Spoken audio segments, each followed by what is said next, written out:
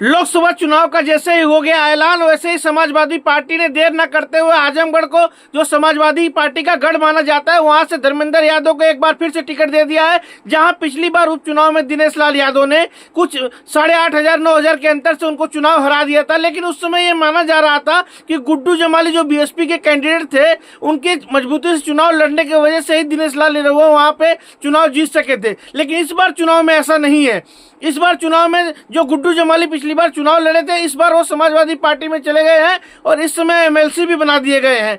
तो ये सबसे बड़ी खबर है। लोकसभा चुनाव की तारीखों के साथ समाजवादी पार्टी ने अपने गढ़ कहे जाने वाले आजमगढ़ से धर्मेंद्र यादव को टिकट दिया है।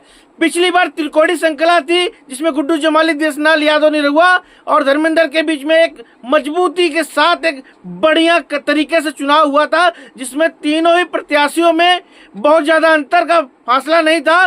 गुड्डू जमाली जो 2,66,000 वोट उन्होंने जब काटा था, तब बहुत ही बड़ा नुकसान समाजवादी पार्टी को हुआ था, ऐसा माना गया था, जिसके कारण 8,500-9,000 वोटों से दिनेश लाल निरहुआ जो हैं वो चुनाव जीत चुके थे। सांसदी का जो आजमगढ़ का गढ़ था समाजवादी पार्टी का, एक तरीके से हिल गया था, क्योंकि उसके पहले अखिलेश यादव बड़े अंतर से चुनाव जीते थे दिनेश लाल निरहुआ से 2019 में। लेकिन उस चुनाव में भाजपा की जीत, समाजवादी पार्टी की हार, ये बड़ा एक उलटफेर देखा गया था। लेकिन विधानसभा चुनाव में 10 सीट जीतने वाली जो आजमगढ़ में इस समय समाजवादी 10 सीट जीत चुकी है, वो लोकसभा उपचुनाव में किस तरीके से हारी।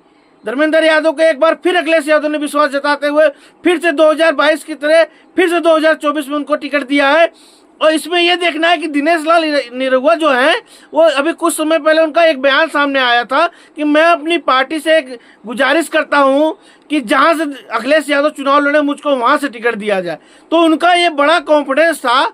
तो अब धर्मेंद्र यादव के आने के बाद उनके क्या बयान आते हैं, किस तरीका से मुकाबला वो समझते हैं, धर्मेंद्र यादव को मुकाबले में अपने चाहते हैं कि नहीं चाहते हैं, क्या लगता है उनको। जैसे उनका बयान, जैसे अखिलेश यादव बड़े नेता से वो चुनाव लड़ना चाहते थे, अब उनके सामने धर्मेंद्र फिर आए हैं, जिनको उन्होंने 8,500 वोटों से उपचुनाव में हराया था। हाँ, बशर्ते हाल ये है कि उस समय गुड्डू जमाली अच्छा प्रदर्शन किए थे। बीएसपी ने अभी तक किसी प्रत्याशी को, अभी तक भी कैंडिडेट उनका बीएसपी का आजमगढ़ से कोई घोषित नहीं किया गया है। और दूसरी सबसे बड़ी बात यह है कि देखना अब यही है कि जो निरहुआ ने 2022 उपचुनाव में किया था, क्या वो रिपीट कर पाते हैं। क्या उनका जो काम है, जनता को जो भी उन्होंने काम किया है 1.5 सालों में, अब जनता उन पे कितना विश्वास की है। आने वाली 25 तारीख को वोट होगा, 4 जून को पता चल जाने वाला है। ये तो आपको पता है कि आजमगढ़ का जो वोटिंग है वो 25 मई को रखा गया है। 6वें चरण में चुनाव की वोटिंग होगी और उसमें आजमगढ़ को वोट करना है। अब देखना है बीएसपी किस प्रत्याशी को खड़ा करती है या नहीं करती है, अभी तो कुछ नहीं आ रहा है। अभी तक तो बीएसपी की कोई लिस्ट नहीं आई है। जो लिस्ट आई है वो 5-6 कैंडिडेट है, वो भी। बड़ी बात यही है आजमगढ़ की जनता के लिए, आप ये बताएं धर्मेंद्र यादव निरहुआ में कौन आपको भारी लगता है पिछले चुनाव के मुकाबले, जो 1.5 साल में दिनेश लाल निरहुआ ने जो काम किया है।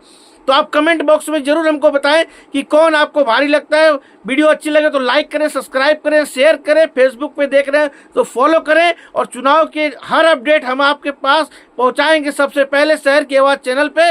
मैं आपका राजू राज। जय हिंद, जय भारत।